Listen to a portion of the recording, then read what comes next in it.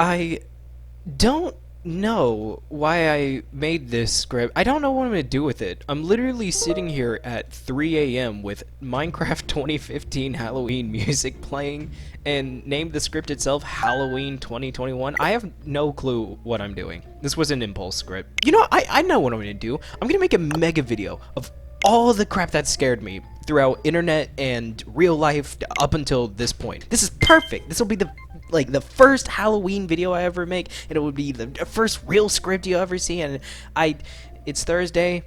Halloween is Sunday. I hope this script is not late. Oh God, I hope this script is not late. Happy Halloween, everyone! I've rewritten that part of the intro more times than I'd like to admit. October is probably my favorite month, hands down. It's when Arkansas goes from burning to not exactly burning, and when scary stuff is all around the internet, and people get to make a holiday solely to have an excuse scaring the hell out of each other. Now it's Halloween, where the skies are orange, the candy is orange, you're orange, I'm orange. I think I need to see a doctor. All I see is orange. I know I'm being comedic here, but I love October. October is such a beautiful month. Some people decorate their houses, some get festive with pumpkins and make jack-o'-lanterns, some scare the fuck out of children. It doesn't matter how you're celebrating, you can't celebrate October and Halloween wrong in any capacity, on accident at least. It's great. I feel like the perfect first Halloween video on my channel should be just a compilation of all the times I've been scared. I mean those silly, like genuine, fearful times that you got like, you know, tense up while watching a movie, or, you know, you freeze while playing a video game. Video games, videos, music, media, yeah, it's all free reign. It's just about something that scared me with a screen and sounds, or sometimes not with the screen. I made the title of the script and video vague as fuck. I think you get the idea. Now, I know how this goes, you know how this goes, so I'm not going to waste any time and just jump right in. And as a quick note, I've named each and every section a vague title, so A, I'll know if you have watched the video or not based on your comment, and B, so you can skip around if you ever decide to come back, or just skip around for some reason now, without spoiling any entries for yourself.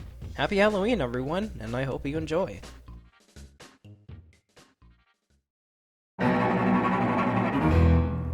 Look, when I was growing up, my parents were a bit overprotective. Like, the first ever horror game I've picked up was not, you know, Resident Evil or anything. I didn't watch a horror movie until I was like, what, 13, 14, so I don't expect anything big or dramatic. The most horror I had seen when I was little was having a nightmare at 6 years old of crows eating my belly button. Like, I'm sorry, you're not gonna get that much content out of this. I had a lot of free access to the SNES games that my parents collected, and one of them happened to be Zombies Ate My Neighbors.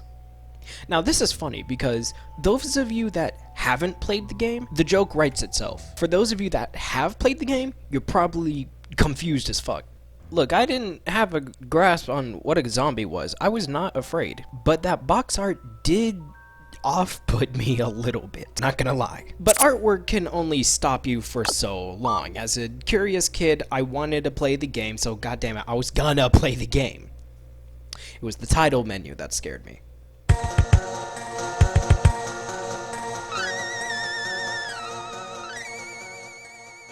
I don't know what to tell you, man. Listen, this title script, I like it. I get what it's trying to do. You know how in new horror movies that, like, the characters will watch old horror movies and they're, like, super over the top and crazy and badly acted? Like, that's exactly what it's trying to emulate here. That's what it's trying to do. I get it. 12 years later, because the 7-year-old in me that was trying to play this game and saw this? Nuh-uh. No, I did.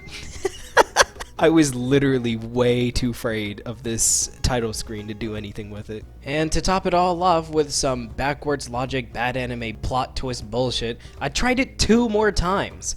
Would you believe me if I said I got scared both times? I guess little baby Travi was trying to solidify if they, in fact, could not stand this game. And yep, the title screen was in fact scary the 2nd time.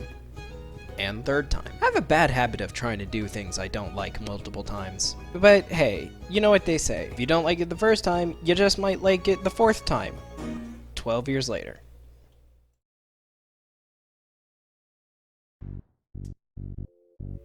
You know what sucks about writing a script? You write everything and you make it sound nice and you proofread it and you draft it and like you do all these things to make it sound as great as it can. But when it comes to recording, I'm not even looking at the script right now because while it sounds good on paper, I'm almost too embarrassed to talk about the time I was scared of Sonic Rush.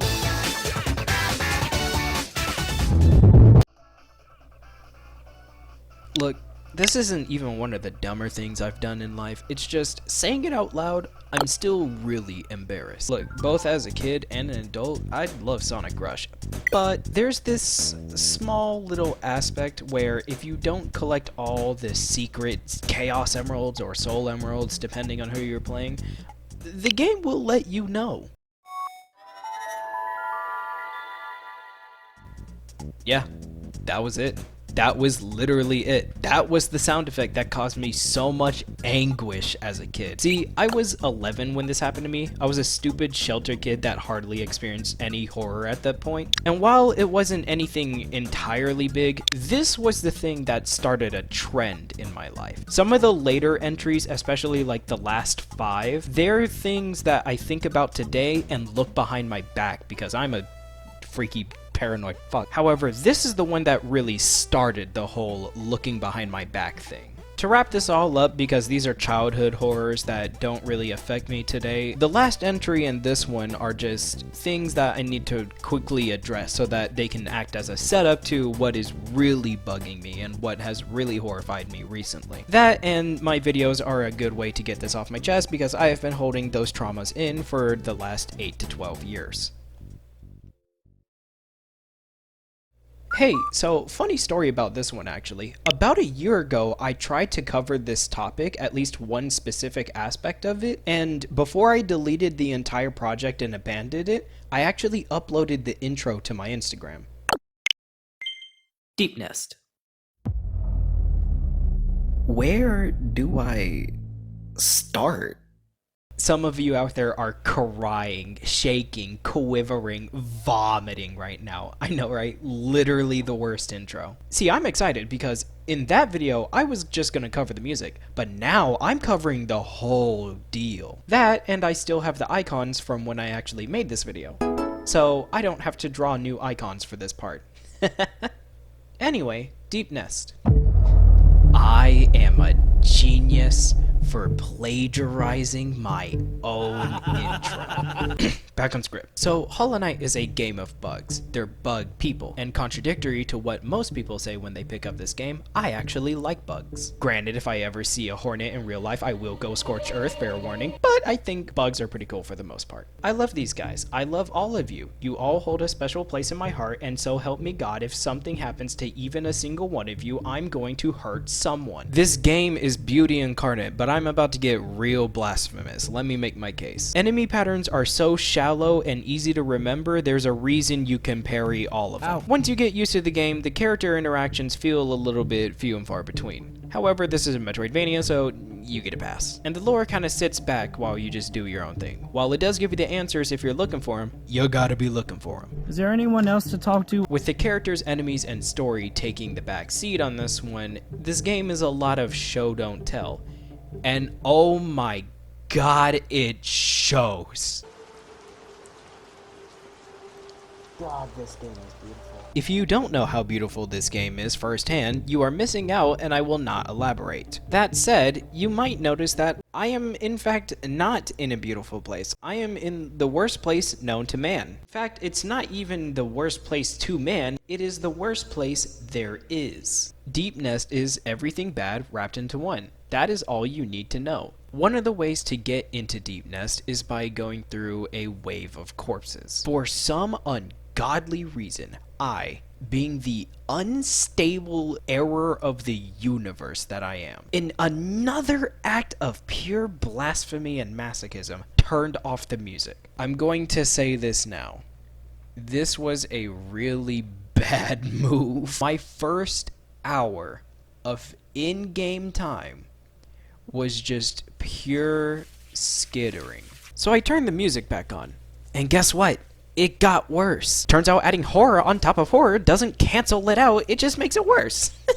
Who would have guessed? Now am I not only listening to the pure scratching of bugs stampeding through the walls to crawl around me, which I'm pretty sure they're just doing it to mess with me at this point, but now there's this violin bug that comes in and out from the background and foreground with what I've scientifically identified as a musical death rattle. Look, I know we're 10 minutes in and Deepnest isn't that terrifying. Trust me, all the scary stuff comes in after this section, okay? I just really like Deepnest. And by the way, that's just the noise. You get hit in Hollow Knight, one hit, one mask. It's fine. Just be careful next time. You get hit here? 2 masks, pay up. The number of fake floors in this area is fraudulent. Get it? Fraudulent? Because it's fake? Okay. I think there are 2 moments in Deepnest that really encapsulate what this is all about. The conversation between the environment and the player, and the conversation between the devs and the player. As for the environment, this place is alive and does not like you. I believe there's 1 or 2 times where like there's an exit nearby to another biome, but Deepnest and all of its fake floors drops you right back into the madness. You're not getting out that easily. And why did you think so? It showed that it had fake floors all throughout its entire biome, and you just believed it when it said it was gonna let you go? This next part is gonna take some analysis and explaining, but it's the conversation between the developers and the player. In one of the many corridors, there's a fake wall. Once you go through, there's no enemies, there's just these jars full of worms. These things are your friends. These things, when you collect them, they give you little treats when you go and visit them. They thank you for rescuing them. The more you have, the better, yeah, you get these things. It's perfect because these are your one and only friendly interaction in the entire... Those smart bastards. So, if you'll recall by the beginning of this video, I started Thursday. Today is Sunday, and Deepnest took, legitimately, with no exaggeration, all day yesterday. I am not getting the horror section of this video done in a timely manner. But the non-horror section is now finished, and I get to send this out. Also, Jared said that I would not have this video out on time. However, with the mere existence of this video being here on time, then I have now rendered Jared partially wrong, because I would rather be half right than fully wrong to Jared yet again. So with that being said, I'm gonna put up my title screen again, and I'll be right back.